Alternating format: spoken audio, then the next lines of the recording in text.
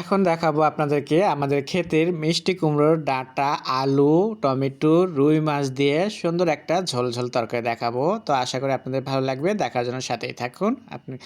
তো আমার এখানে এখন আমি কি নিচ্ছি সেটা দেখাবো। তো এখানে হলো মিষ্টি কুমড়োর ডাঁটাটা নিচ্ছি।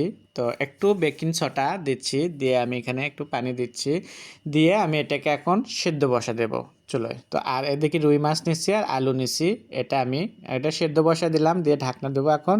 আর এখানে মাছটাকে কষা নেওয়ার জন্য পেঁয়াজ নিলাম, তেল নিলাম আমি এখানে কড়ায়। তো স্বাদ মতো লবণ দিয়ে দিলাম, দিয়ে আমি পেঁয়াজটাকে একটু ভেজে নেব বেশ কিছুক্ষণ ধরে। একটু কালার আসে গেলে আমি এখানে আদা রসুন বাটা দিলাম, হলুদ পাউডার, মরিচ পাউডার, সাথে একটু পানি, যে পেস্টটা যেন পুড়ে না যায়, দিয়ে আমি এই মশলাটাকে এখন বেশ কিছুক্ষণ ধরে আবারও কষাই নেব। তো এটাকে কষাতে দেখতেই পারছো যে তেলের উপর উঠে আসছে। তো এরকমভাবে তেলের উপর উঠে আসলে তখন মাছটা দিয়ে দেবো। তো মাছটাকে তোমরা চাইলে ভেজে নিতে পারো, আমি মাছটা ভাজবো না। তো আজকে না ভেজে আমি কষাই নেবো সুন্দরভাবে, এটা অন্যরকম একটা স্বাদ আসছে, সেই জন্য করে আমি মাছটাকে কষাই নিলাম। তো এখানে এখন মাছটা কষে নেওয়ার পরে সাথে আমি দিয়ে দেবো হলো যে আলুটা রেখে দিয়েছিলাম, সে আলুটাকে আমি এখন এটার সাথে করে আরেকটু কষাই নেব।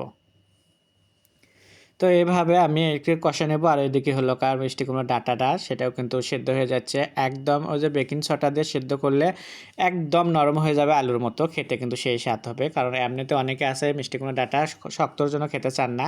তো আপনারা যদি এইভাবে রান্না করেন তাহলে একদম নরম হয়ে যাবে। তো সেদ্ধর সময় আপনারা হালকা বেকিং সোডা দেবেন, এটা আমি বারবার বলে দিচ্ছি কারণ আমরা এটা অভ্যেস হয়ে গেছে, আমরা খেয়ে আমাদের কাছে খুব ভালো লাগে।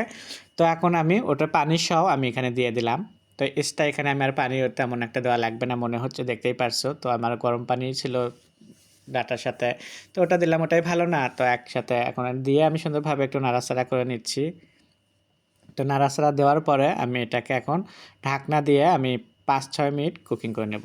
তো 5-6 মিনিটের মাঝখানে কিন্তু আমার এটাকে একটু এভাবে একটু নাড়াচাড়া দিতে হবে ঢাকনাটা তুলে, তাহলে কিন্তু ভালোভাবে ঝাল লবণ সব কিছুতে সুন্দরভাবে একদম ভেতরে ঢুকে যাবে সবজিগুলোর। তো এইভাবে আমি আবারও নাড়াচাড়া দেওয়ার পরে আমি বেশ কিছুক্ষণ ধরে রান্না করে নিচ্ছি। তো আপনাদের কাছে কেমন লাগতেছে সেটা অবশ্যই জানাবেন। নামানোর আগ দিয়ে দিতে হবে কাঁচামরিচ, ধনের পাতা আর টমেটো।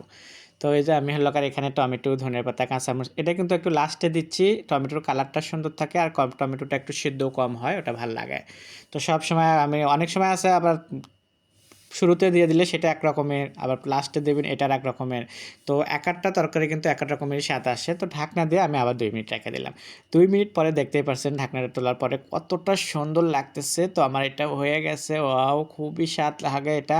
তো আপনারা যারা বাসায় এভাবে এরকম তরকারি খেতে চান তো অবশ্যই আপনারা রান্না করবেন, তাহলে খুবই ভালো লাগবে। আর আমার নতুন ভিডিও দেখার জন্য আমার ইউটিউব চ্যানেল কিংবা ফেসবুকে সবাই সাবস্ক্রাইব করবেন। তো সবাই ভালো থাকবেন, আর আল্লাহ হাফেজ।